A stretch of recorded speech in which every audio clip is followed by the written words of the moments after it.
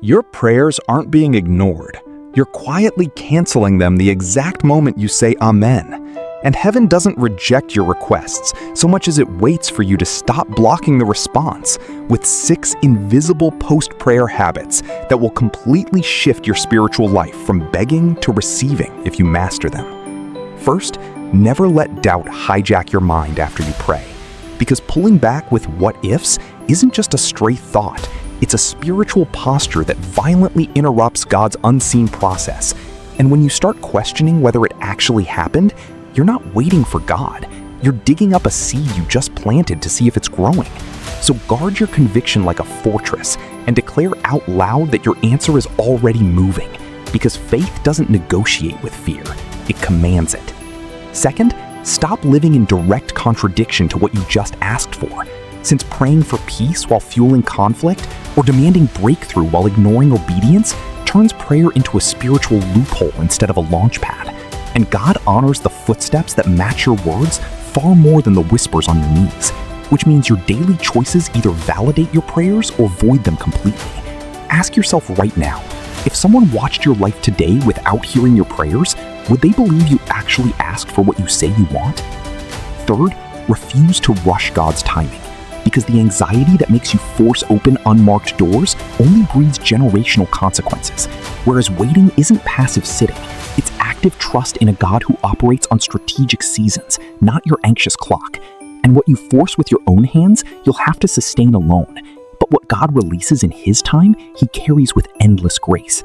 Remember, Abraham's impatience produced Ishmael, and that consequence echoed for generations. So don't trade eternal promise for temporary relief. Fourth, never pick back up what you've already surrendered. Since handing God a burden while mentally replaying it hours later cancels the divine exchange of peace for panic, and you wouldn't check a heavy bag at the airport, then drag it through the terminal yourself. So stop carrying what heaven already accepted, and guard your mind like a warrior who refuses to relitigate a case that's already been won. When worry whispers, answer it with authority. I released this. I refuse to reclaim it.